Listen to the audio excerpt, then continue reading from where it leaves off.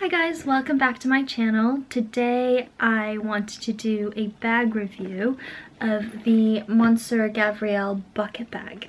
So I personally really like watching bag review videos on YouTube because bags are expensive, and if I'm gonna spend my hard-earned money on a bag, then I want to make sure that I do my due diligence and learn the pros and cons of the bag before, you know, I jump in and spend a couple hundred, a couple thousand sometimes on a bag. This is my Monsieur Gabriel bucket bag. A couple details about the specs of the bag before I jump into my review. I have this in the mini size. I believe the bag comes in the regular size, the mini size, and then the mini size, which is the smallest one. And so I have the smallest one. As you can see, even the mini, if we compare it to my head, is not so mini.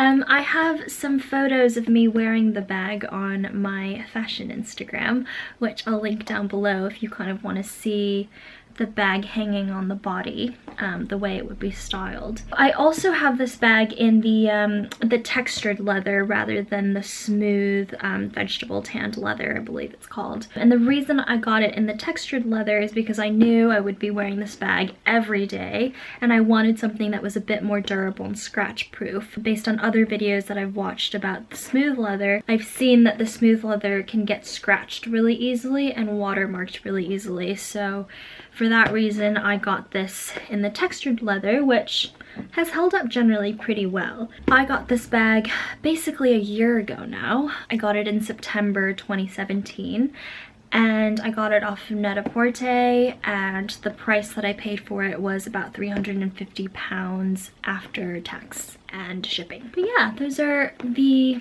overall specs of the bag. So now I'm going to jump into my specific thoughts about the bag. I'm going to first talk about things that I like about the bag, and then I'll talk about things that I don't like about the bag, and then I'll summarize my overall opinion about the bag, if you should buy it, if you should not buy it, at the very end. So the first thing that I really like about the bag is that it's lightweight. If I were to empty this out, the bag would weigh almost nothing. So it's a really good everyday bag. It won't, you know, weigh down your shoulder or feel like a brick that you're carrying around with you. The second thing that I really like about this bag is that it fits a lot of stuff. So inside, I'm just gonna show you what's in my bag right now. I have a book. This is the book that I'm reading right now. It's called The Lonely City by Olivia Laing. And for me, because I love reading, I kind of require all of my bags to be able to hold a book, which this one does. So it ticks that box. Other things I have in here, my wallet. This one's a Mont Blanc wallet. That's actually my dad's. And then I have my keys. I have a glasses cleaner because I wear glasses and need to clean them constantly because they're always dirty.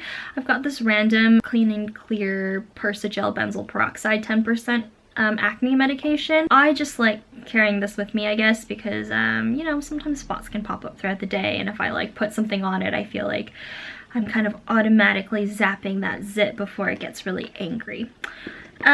Then I have this little pouch which has some essentials. Burt's Bees lip balm. Got a tampon because you never know when the flow might arrive. I've got hydrocortisone cream for my eczema. I have a mirror just in case I need to check myself out. I've got, what is this? Oh, I've got cold sore cream because I had a cold sore recently. And then I have a little diptyque perfume. What is this one? This is Tom Dao Eau de Toilette. I don't even know what this smells like. I think I got it as a sample. That's what's in my little lady pouch. And that's it. That's all that I have in there. But if I just fill it up, you can see that there's still actually room to fit other things in there. Like, there's plenty of room in there to fit, I don't know, maybe another lady bag or another book. So long story short, this bag fits a lot of stuff, and that's something I really like about it. So the third thing that I really like is the look of the bag. It's very minimal, like there's no zippers or hardware on the outside of the bag. It has a really nice clean look, and I really like that look. I think it goes well with loads of outfits and my personal style. So yeah, that's something I really like. I like how it looks. It looks cool, and it looks minimal, and it looks chic. Those are about all of the things that I actually like about the bag, so now I'm gonna go into the things that I don't like about the bag. The first thing that I don't like about the bag is that there's no zipper. And I fully understand that this is a bucket bag, so by definition, there's not going to be a zipper, it's going to be a bucket. But I just find that for me, that's not the most functional because, I don't know, sometimes if your bag tips over, things just fall out. In the city where there's pickpocketers everywhere, you know, you don't want to be having this open bag at your hip and having to worry about it all the time, worrying about people sticking their hands in or whatever. So I've kind of realized that having a zipper in a bag is something that is more of an essential to me than I thought. The second thing that I don't like about the bag is that this tie is kind of finicky. So if you look online to buy this bag and at pictures of new bags, you'll see that the tie is tied in a bow. But the problem with that tie is that it doesn't hold in the bag. So let me just try that because I actually have not tied the bag like that since I got it, basically. So you can see it would kind of look like that, but it's kind of finicky, and it's hard to get this to look just right. Like I just tied this in a bow quickly and it looks kind of stupid because it's like this lopsided ugly bow. Because it's in a bow as well, sometimes it can come loose very easily. So the way that I like to tie it and the way that I've seen other people tie it is in sort of the way that you would tie a necktie for a guy. There are tutorials and pictures online, so I'm not gonna show you how I do it here because I'm pretty sure that I kind of do it wrong anyways. Like I have to look at the tutorials to figure out how to tie it myself. So if you were to tie it in the necktie style, it would go something like this. I don't know, this definitely does not look right. Clearly I don't tie my husband's neckties, so I have no idea how to do it. But something like this. I'll link down below tutorials or articles about how you're meant to tie this. If you tie it like this, I find that it's actually a little bit better because you can like loosen it to open the bag up better. You can actually slide it up and then tighten the top of the bag. So I find that this is the better way to tie it. I haven't done the bow tie since I got the bag, but as you can see, sometimes I don't know, the ties just go like a little bit crazy, so you do kind of have to fuss with it a little bit to figure out how to tie it the best to make the ties look a bit nicer. See, I definitely didn't do that right because it's already coming loose. But anyways, that's definitely something I don't like about the bag. The tie's just not the easiest to work with, and it's a bit of trial and error to get it looking just right. And also in terms of, you know, the actual functional aspect of it, the fact that it's meant to tighten the top and then loosen the top, it's really hard to get the tie to behave that way because after you tie it, you kind of just have to leave it. There's no really sliding mechanism that easily allows you to shrink it and allow you to open it up. So it's just not the most practical, I would say, the tie. The last thing, and probably the most important thing that I kind of take issue with the bag, is that I'm not sure how great the quality of it is, and I understand that, you know, this is not like a high luxury bag. This is not a Chanel, a Prada, a Louis Vuitton bag, and it's not at that price point either, so I understand that there's going to be a quality difference. But for me, one of the things that has really bothered me about the quality is that the Monsieur Gabriel logo has worn off significantly, and that's after 1 year of wear. And to me, that's kind of disappointing because, you know, if you're spending £300, $500, whatever on a bag, you want the logo, which is one of the defining characteristics of the bag, to have a bit more longevity, right? The other thing is that the corners of the bag have worn down a little bit for me as well. So you can see that corner has worn down a little bit.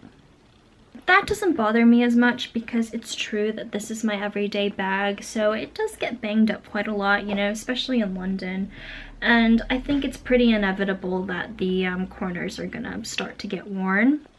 You know, it would be nice if there was some more reinforcement on the corners, because I feel like a year is a little bit of a short amount of time for the corners to be worn down like this. So it would be nice if that didn't happen. And then other than that, I don't really have any complaints about the quality. The stitching seems to be pretty sturdy. Like, sometimes I actually put quite a lot in here and the straps get their fair share of wear. But it seems like the straps at the side here, they haven't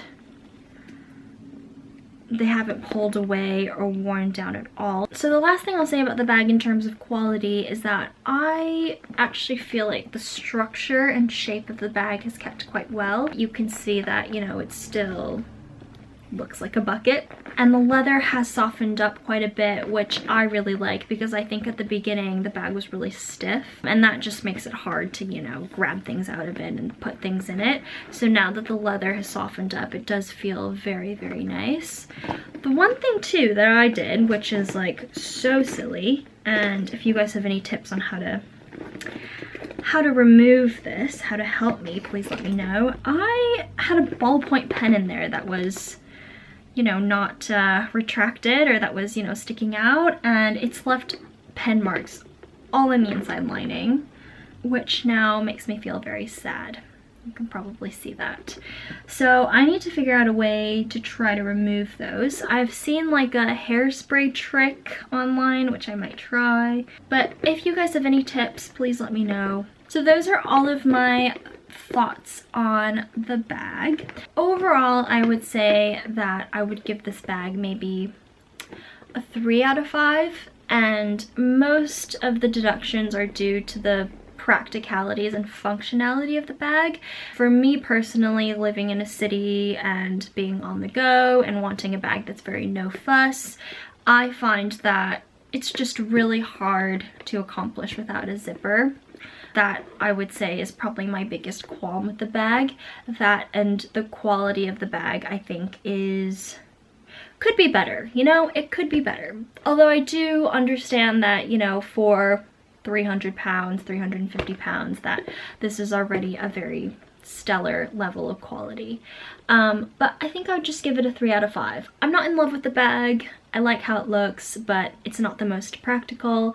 And if I were to get another bag, I would really want something that's this size, still lightweight, but has a zip, which I think exists out there somewhere. So I'll be keeping my eye out. If you guys have any bag recommendations for me, please let me know. I've been eyeing some of the Givenchy bags, like the Antigona and the Nightingale. I think look like they might be a good fit. And yeah, that's my review of the Monsieur Gabriel Mini bucket bag. Please like this video, subscribe, comment, all of that stuff if you want to, and I'll see you guys in my next video. Bye!